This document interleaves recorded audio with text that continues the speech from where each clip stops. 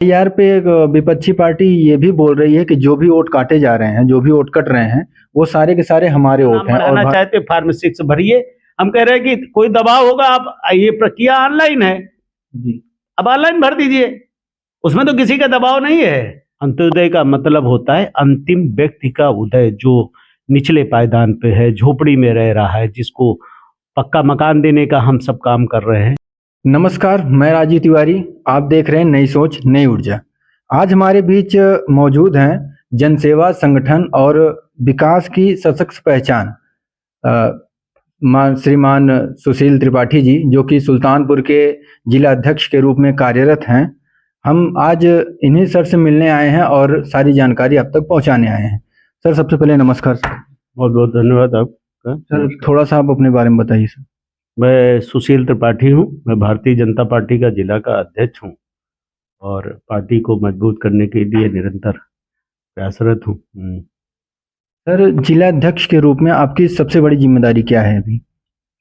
जिला अध्यक्ष के रूप में ये जो भारतीय जनता पार्टी का हमारे यहाँ 26 मंडल हैं और 1991 बूथ हैं। हमारी रचना बूथ तक है। हर बूथ पर हमारे बूथ अध्यक्ष होते हैं, उनकी 11 की कमेटी होती है। उसके ऊपर शक्ति केंद्र होते हैं। एक शक्ति केंद्र पर हमारे 5, 6, 7 इस तरह से संरचना होती है, बूथ होते हैं। उसके ऊपर हमारा मंडल होता है। मंडल में भी 70 से लेकर 100 के बीच में हमारे बूथ होते हैं और उन सभी मंडलों से ऊपर हमारा जिला होता है। जिला में 22 लोग जिला कमेटी में होते हैं और हम सब निरंतर 365 दिन भारतीय जनता पार्टी संगठन और सरकार की जो योजनाएं हैं, अपने कार्यकर्ताओं के माध्यम से हम लोग गांव-गांव, घर-घर उन योजनाओं को बताने का काम करते हैं, जो जिससे कि एक-एक घर में योजनाओं का लाभ पहुंचे और देश के यशस्वी लोकप्रिय प्रधानमंत्री नरेंद्र मोदी जी, उत्तर प्रदेश के हमारे बहुत ही लोकप्रिय मुख्यमंत्री योगी आदित्यनाथ जी ने जो लगातार अंत्योदय का मतलब होता है अंतिम व्यक्ति का उदय, जो निचले पायदान पे है, झोपड़ी में रह रहा है, जिसको पक्का मकान देने का हम सब काम कर रहे हैं। जिनके घर बिजली नहीं थी आज तक, उनको बिजली देने का काम किया है। जिनके घर दूर दूर से कुएं का पानी पीने के लिए, तालाब का पानी पीने का मजबूर थे, ऐसे घरों को हम हर घर नल के माध्यम से जोड़ना चाहते हैं। इस प्रकार से प्रधानमंत्री जी ने, आपने देखा कि जब प्रधानमंत्री बनते हैं और वो शौचालय की बात करते हैं तो लोग मजाक उस समय उड़ा रहे थे, लेकिन आज देखने को मिलता है हर घर को शौचालय मिल चुका है। इस प्रकार से विकास के माध्यम से हम सब एक बीच की कड़ी का काम, सरकार और जनता के बीच की कड़ी का काम करते हैं। तो आपके अभी तक कार्यकाल में आपकी सबसे बड़ी उपलब्धि क्या रही है? हम कार्यकाल में हम सब ने अभी लगातार बूथ को मजबूत करने के लिए और साथ साथ अभी आपने देखा SIR में हमारे कार्यकर्ताओं ने सरकार का सहयोग करने का काम किया। हम लोग BLO फार्म नहीं बांट पा रहा था, उसको उनका BLO को सहयोग करने का काम किया है। और अभी आप देखेंगे कि मेरा एक एक बूथ का कार्यकर्ता, जो 9 मतदाता होता है, जो सरकार का काम है कि हम उस 9 मतदाता को वोटर बनाएं। हमारा जो यहाँ सुल्तानपुर जनपद का भारतीय जनता पार्टी का संगठन है, वो 9 मतदाता जोड़ने के लिए लगातार काम कर रहा। फार्म 6 जो सरकार ने दिए, हम लोगों ने गवर्नमेंट से अपेक्षा नहीं कि फार्म हमको पहुंचाएं। हमने अपने जनप्रतिनिधियों के माध्यम से फार्म 6 छपवा करके और गांव-गांव में बंटवाने का काम किया, जिससे कि जो मताधिकार का प्रयोग हमारे युवाओं को होना चाहिए, कोई छूटने ना पाए। और 18 साल की उम्र के जो पूर्ण कर चुके हैं, सभी 9 मतदाता जुड़ जाएं फार्म 6 के माध्यम से और अपने आने वाली सरकारों को अपने मत के माध्यम से चुन सकें। अभी आपने SIR की बात की, तो SIR पे विपक्ष जो है वो सवाल खड़े कर रहा है, तो इसका क्या मतलब हो सकता है सर? सवाल खड़े करना लाजिक है कि एसआईआर एक, जो आप पीछे जाएंगे, एसआईआर कोई नया भारतीय जनता पार्टी नहीं कर रहा है। कांग्रेस की सरकारों में लगातार एसआईआर होता आया है और केवल हमारी सरकार में अटल बिहारी वाजपेयी जी के सामने एक बार एसआईआर हुआ। उसके पहले जितने बार एसआईआर हुआ कांग्रेस काल में हुआ। उसमें तो एसआईआर का मतलब है उसमें कोई चीज गड़बड़ नहीं होती। एसआईआर का मतलब है कि मैं यहाँ रह रहा हूँ और शिफ्ट हो गया, मैं दिल्ली रहने लगा, मेरा नाम यहाँ भी चल रहा, दिल्ली भी चल रहा, तो ये इस एसआईआर के माध्यम से मेरा नाम या तो यहाँ रहेगा या दिल्ली में रहेगा, एक जगह रहेगा। इस प्रकार से तमाम लोगों की मृत्यु हो जाती है तो उनके नाम चलते रहते हैं। और जब आकलन होता है, आप देखते होंगे कि 55% ही वो वोट पड़े, तो क्या है उसमें फर्जी वोट है, मरे हुए लोगों के वोट है, गलत वोट है। एक एक जगह 33 लोगों के नाम है, अभी पकड़े गए हैं तमाम जगह। तो इस तरह के लोगों का नाम उस एसआईआर के माध्यम से अलग करना, जो जुनून मतदाता है, जो मौके पर मौजूद मतदाता है, उसका नाम ही रहना, यही एसआईआर की प्रक्रिया है। एसआईआर पे एक विपक्षी पार्टी ये भी बोल रही है कि जो भी वोट काटे जा रहे हैं, जो भी वोट कट रहे हैं, वो सारे के सारे हमारे वोट हैं और भारतीय जनता पार्टी जो है वो अपनी वोट बचा रही है इसमें। ये गलत निराधार उनकी आरोप है, क्योंकि BLA 2 सरकार ने BLA 2 बनाए हैं, हर बूथ पे, हर पार्टी के बनाए हैं। अगर भारतीय जनता पार्टी का BLA 2 है तो सपा का भी है, बसपा का भी है, कांग्रेस का भी है। उनका BLA 2 क्या कर रहा है? गलत नाम कैसे कोई काट सकता है? फार्म अगर आया है तो फार्म सबके यहाँ गया है, फार्म भरा जा रहा है तो सब भर रहे हैं। कहीं कोई न सरकार न ही कोई भारतीय जनता पार्टी का व्यक्ति, न कोई दबाव है कि अगर फार्म 6 अगर आप अपना नाम बढ़ाना चाहते फार्म 6 भरिए। हम कह रहे हैं कि कोई दबाव होगा, आप ये प्रक्रिया ऑनलाइन है जी, अब ऑनलाइन भर दीजिए, उसमें तो किसी का दबाव नहीं है और आपका नाम जुड़ेगा। ये निराधार है और उनकी सोच में अंतर है। कुल मिलाकर के ये एसआईआर एक बहुत ही महत्वपूर्ण प्रक्रिया है जो कि चल रही है जी। अभी आप देखे होंगे सोशल मीडिया, कुछ ब्राह्मण के जो विधायक रहे हैं, जो भी नेता रहे हैं, वो अभी एक संगठन बना के बैठे थे, तो विपक्ष पार्टी उस पर भी कुछ टिप्पणी कर रही है, उस पर आप क्या कहेंगे सर? कुछ नहीं, ये देखिए, भारतीय जनता पार्टी सबका साथ, सबका विकास और सबके विश्वास पे काम करती है। यहाँ कोई जातिवाद नहीं होता है। अगर हम विधायकों को टिकट देखते हैं तो समीकरण देख करके ही देखते हैं कि उसमें सभी जातियों की सहभागिता हो। हम मंत्री बनाते हैं तो समीकरण देख करके बनाते हैं कि सभी जातियों की सहभागिता हो। उस घटना को विपक्ष केवल तूल पकड़ रहा है। हो सकता है जब सदन चलता है तो उसमें कुछ मित्र मंडली आपस में बैठने का काम करते हैं, चाय पीने का काम करते हैं, उसी के तहत उस प्रक्रिया में, और उसको केवल तूल पकड़ाने का काम कर रहे हैं। भारतीय जनता पार्टी में सबका साथ, सबका विकास और सबके विश्वास पे कोई जातिवाद यहाँ नहीं है।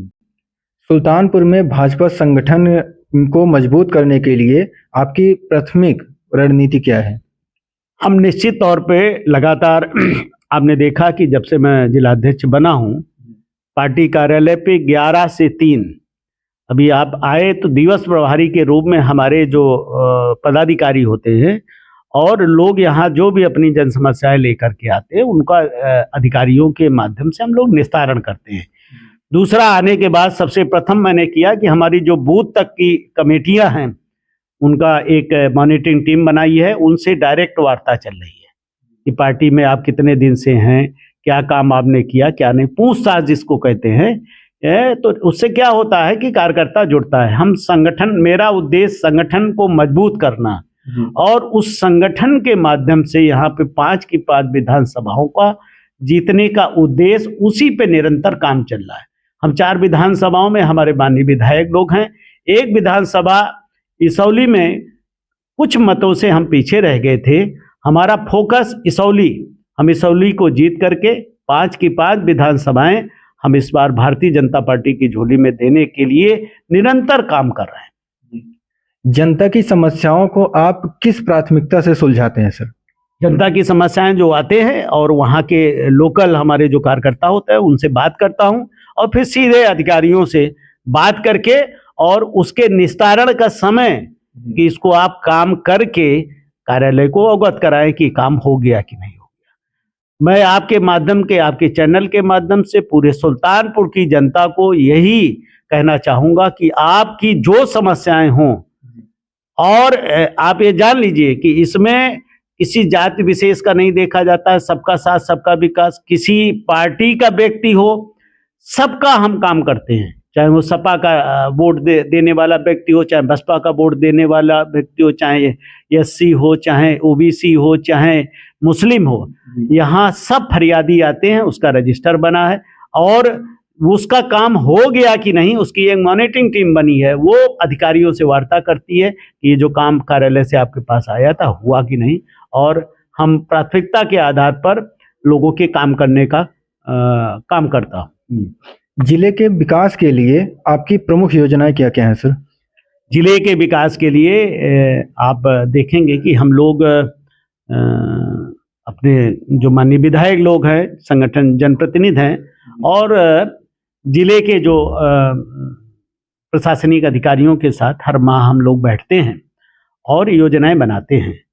आप अभी देखेंगे कि बहुत जल्दी ही एक ही अपना जो ये टोल है, टोल के बगल में एक बहुत बड़ी इंडस्ट्रियल एस्टेट के लिए प्रस्ताव, निश्चित तौर पे देखिए भ्रष्टाचार जो हमारा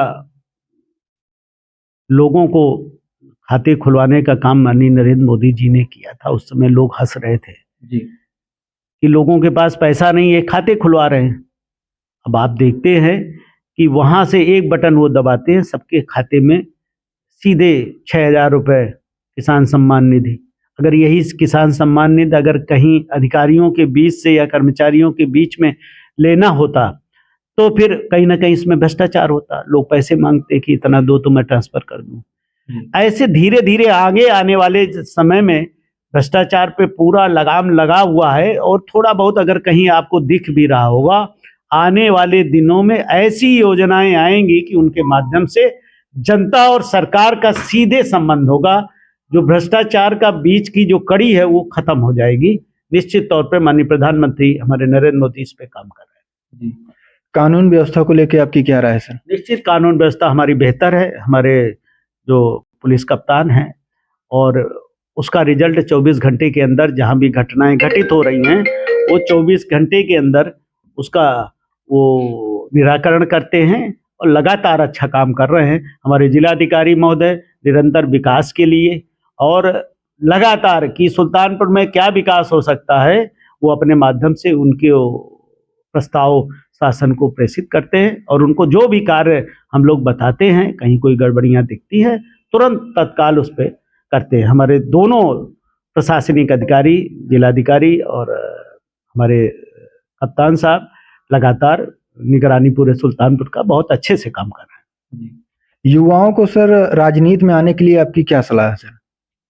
युवाओं को आना चाहिए, युवा नहीं आएंगे अच्छे राजनीति को आगे बढ़ाने के लिए हमारे सशक्त युवाओं की जरूरत है। हम तो आह्वान करते हैं, हमारे यहाँ युवा मोर्चा भी है, युवा मोर्चा के माध्यम से आप राजनीति में आए और एक अच्छी राजनीति करके इस अपने राष्ट्र को मजबूत करने के लिए अपना योगदान दें। जी, जनता और प्रशासन के बीच में जो समन्वय होता है सर, उसको आप स्थापित कैसे करते हैं सर? निश्चित तौर पर अभी हमने बताया कि हमने जो भी जनता और जो भी हमारे पास शिकायतें आती हैं, हमारा कार्यालय खुला है या फोन के माध्यम से कोई भी हमको अगर अवगत कराता है, सीधे मैं बात करता हूं प्रशासनिक अधिकारियों से और जनता से जुड़ने का आह्वान भी करता हूं कि आप जनता को सम्मान दें, उनका काम करें और उन तक तुरंत पहुंचने का काम करें, चाहे स्वास्थ्य के मामले में हो, चाहे प्रशासनिक मामले में हो या अन्य किसी मामले में हो, हम लोग लगातार टच में रहते हैं। सर, जनता की समस्याओं को अगर पर्सनली सुनना हो तो आपके लिए उसकी भी कोई व्यवस्था है आपके पास? बिल्कुल, बताया तो कार्यालय पर 11 से 3 आपके चैनल के माध्यम से मैं ये आह्वान करूंगा कि अपने अपने विधानसभाओं में माननीय विधायक लोग अपने कार्यालयों पर बैठते हैं, लेकिन किन्हीं कारणों से विधायकों का दायरा बहुत बड़ा है, लखनऊ जाना रहता है, सत्र चलता है, अगर वो वहाँ उपलब्ध नहीं है, आप सीधे जिला कार्यालय प्रयागीपुर पे स्थित है। आप 11 से 3 बीच में यहाँ पे 6 पदाधिकारी, मैं भी बैठता हूँ, लेकिन अगर कार्यक्रम में जाना हुआ तो 6 पदाधिकारी आपको रोज मिलेंगे। आप जरूरत समझी जाती है तो पत्र भी लिखा जाता है, नहीं तो फोन के माध्यम से उनके कार्यों का हम निराकरण करते हैं।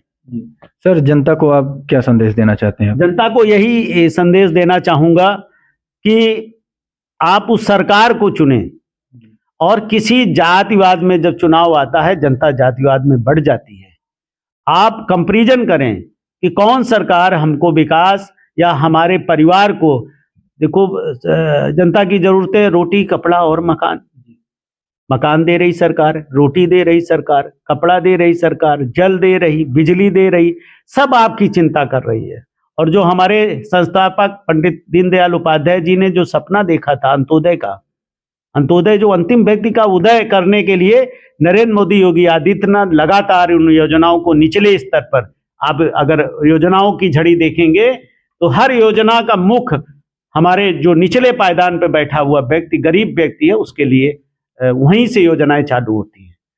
तो निश्चित तौर पे आप किसी जातिवाद में ना बह करके जो राष्ट्र के लिए, अपने देश के लिए, अपने समाज के लिए, अपने सनातन के लिए जो काम कर रही सरकार, उसको, उस सरकार को आप चुनने का काम करें। जैसा कि अभी हमने सर से बात किया और सर से मैंने सारी जानकारी ली कि जनता के लिए इनका कार्य क्या है और ये किस तरह अपने कार्य को सक्षम पूर्ण रूप से कर रहे हैं। और मैं जनता से ये भी अपील करूंगा, अगर उनकी कोई भी सच्चाई हो, कोई भी समस्याएं हो, तो सर से आके 11 से 3 ये कार्यालय ऑफिस में आके आप मिल सकते हैं, आप अपनी समस्याओं को सर के सामने रख सकते हैं। और मैं राजीव तिवारी, कैमरामैन सतीश पांडे के साथ आप देख रहे हैं नई सोच नई ऊर्जा। तब तक के लिए धन्यवाद।